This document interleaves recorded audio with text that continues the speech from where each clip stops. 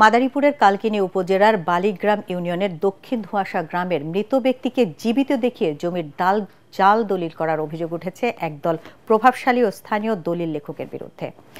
অভিযোগ রয়েছে, প্রায় ৩ বছর আগে মারা যাওয়া রেহনা বেগমকে জীবিত দেখিয়ে অন্য এক নারীকে তার পরিচয়ে সাজিয়ে দলিল সম্পন্ন করা হয়েছে।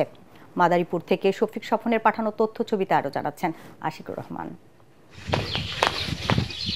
ডাসার উপজেলার দক্ষিণে ধোঁয়াশার মৌজার সাবেক ৬১ নং খতিয়ানের আক্কেল আলী কবিরাজের কাছ থেকে ১৯৬১ সালে ৩১% জমি কেনেন মাহফুজা বেগম। পরে বিআরএস খতিয়ানের ৩৬৭ নং দাগে তার নামে রেকর্ড চূড়ান্ত হয়। মাহফুজা বেগমের মৃত্যুর পর রেহেনা বেগম সহ অন্যান্য সন্তানরা ওয়ারিশ সূত্রে জমির মালিক হন।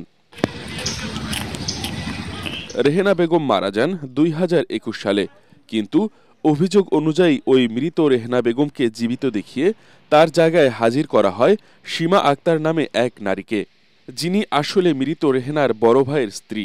বাবার নাম পরিবর্তন করে জালিয়াতির মাধ্যমে ১.৬৬% সহ মোট ২৪.৪৭% জমি বাবুল হাওলাদার ও কোহিনুর বেগম দুইজনের নামে রেজিস্ট্রি করা হয়। ঘটনা ধামাচাপা দিতে ভূমি অফিসের অসাধু কিছু কর্মচারীদের সহায়তা নিয়েছেন তারা।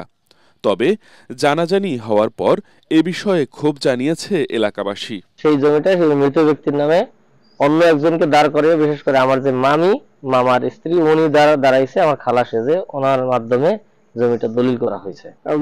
মৃত ব্যক্তির দিয়া অন্য একজনের দাঁড়াইয়া এই সম্পত্তি আমারই হার অভিযোগের পরেও এ বিষয়ে কিছু অবগত নয় বলে জানান সেই ভুয়া দলিলে উল্লেখিত মালিক সীমা আক্তারের স্বামী। রেহেনা বেগম মারা গেছে ২০২১ সালে। ওই রেহেনা বেগমের পাটে উনি মনে একটা ২০২৪ সালে একটা জমি দলিল করে দিয়েছিল, তাই তো? না, উনি দেননি ভাইয়া। দিছে কে? ওটা দিয়ে কেস চলতেছে, ওটা কেস চলতেছে, আমরা সবাই ওটা নিয়ে যদিও সিআইডি বলছে এরই মধ্যে ঘটনার তদন্ত রিপোর্ট আদালতে জমা দেওয়া হয়েছে। তাই তাহলে এটা জাল করা হয়েছে, তাই তো? না, জাল করা হয়েছে, এটা প্রমাণ হয়েছে না? এদিকে অসঙ্গতি থাকা সত্ত্বেও এ বিষয়ে কথা বলতে রাজি হননি সাব রেজিস্ট্রার।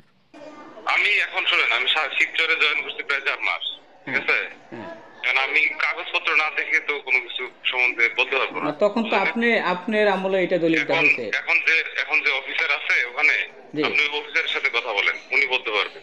অথচ গত বছরের ২৯ সেপ্টেম্বর কালকিনি উপজেলা সাব রেজিস্ট্রি অফিসে রেজিস্ট্রেশন সম্পন্ন হয়।